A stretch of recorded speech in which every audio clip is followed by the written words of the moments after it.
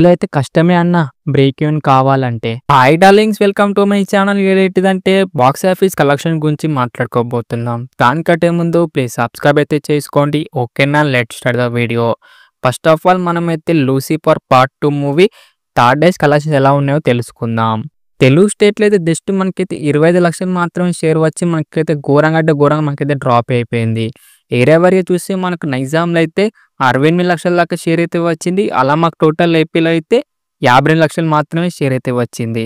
అలా మాకు total AP Telangana collections అయితే 1.20 కోట్ల దాకా షేర్ అయితే వచ్చింది.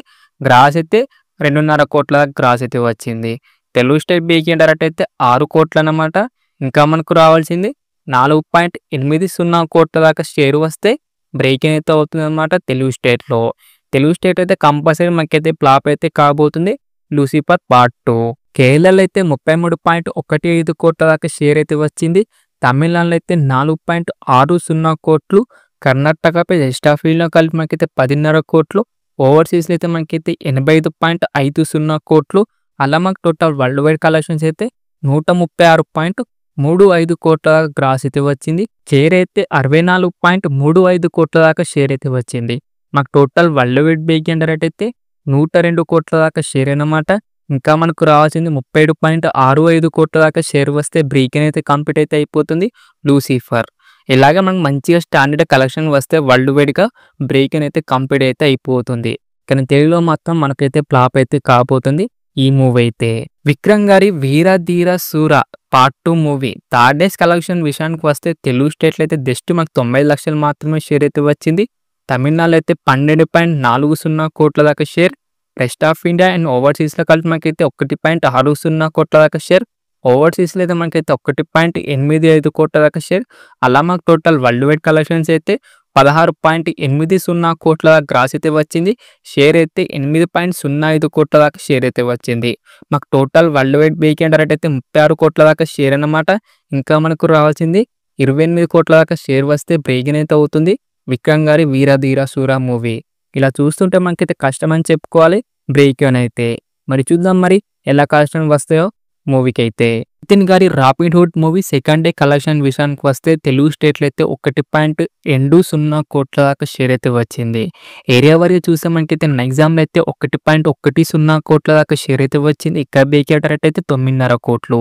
ఇక్కడ మనకైతే చాలా కష్టం అని చెప్పుకోవాలి నైజాంలో అయితే బ్రేక్ ఈవెన్ టార్గెట్ అయితే. సీడెట్లో అయితే మనకైతే 38 లక్షలు మాత్రమే షేర్ అయితే వచ్చింది. ఇక్కడ బేకెండ్ రేట్ అయితే 3 కోట్లు. ఆంధ్రలో అయితే 1.35 కోట్ల దాకా షేర్ అయితే వచ్చింది. ఇక్కడ బేకెండ్ రేట్ అయితే 10.5 కోట్లు. ఇక్కడ మనకైతే చాలా కష్టం అని చెప్పుకోవాలి. అలా మాకు టోటల్ ఏపీ తెలంగాణ కలెక్షన్స్ అయితే 2.83 కోట్ల దాకా షేర్ అయితే వచ్చింది. గ్రాస్ అయితే 5.5 కోట్ల దాకా గ్రాస్ అయితే వచ్చింది. కర్ణాటక రెస్ట్ ఆఫ్ ఇండియా కలిపి మనకైతే 27 లక్షలు మాత్రమే షేర్. ఓవర్సీస్లో అయితే 65 లక్షలు మాత్రమే షేర్. కర్ణాటక కానీ రెస్ట్ ఆఫ్ ఇండియా కానీ ఓవర్సీస్ కలిపి మనకైతే 4.5 కోట్ల అనమాట. బ్రేకింగ్ రేట్ అయితే చూస్తుంటే మనకైతే చాలా కష్టం అని చెప్పుకోవాలి.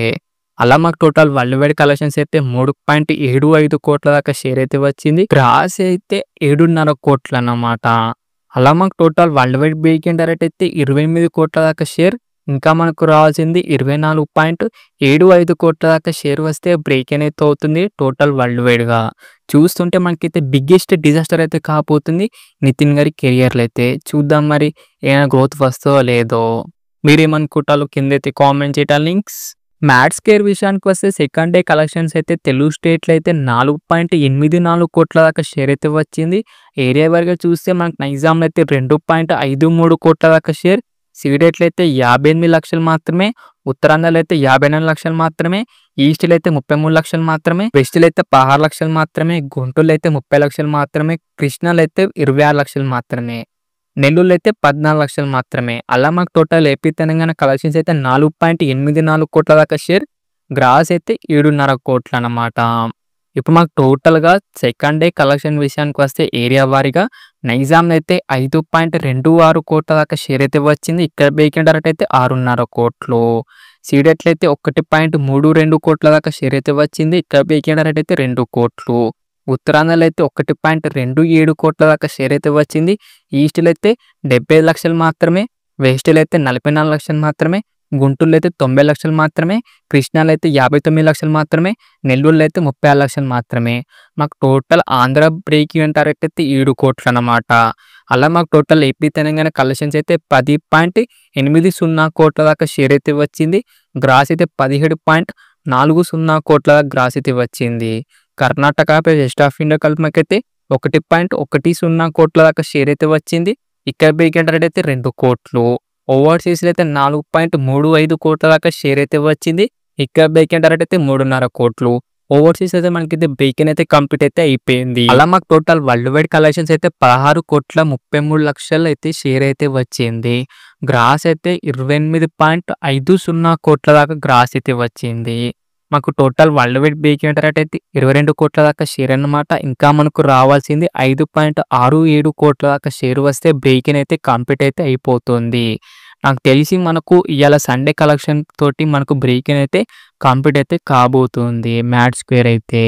మ్యాడ్ స్క్వేర్ మూవీ లాంగ్ రన్‌లో ఎంత కొడుతుంది అనుకుంటాళ్ళు? మరి రాబిన్‌హుడ్ మూవీ బ్రేక్ ఈవెన్ అవుతదా లేదా? కిందైతే కామెంట్ చేయండి డార్లింగ్స్. ఓకేనా? అయితే డార్లింగ్స్ మరి బాక్స్ ఆఫీస్ కలెక్షన్స్ అన్నమాట. మీకెలా అనిపించింది? వీడియో నచ్చిందా నచ్చలేదా? కిందైతే కామెంట్ చేయండి డార్లింగ్స్. వీడియో నచ్చితే మటుకు లైక్ చేయండి, షేర్ చేయండి అండ్ సబ్స్క్రైబ్ మాత్రం కంపల్సరీ చేయండి డార్లింగ్స్. ఓకేనా? అండ్ మళ్ళీ వీడియోలో కలుసుకుందాం. By by darlings.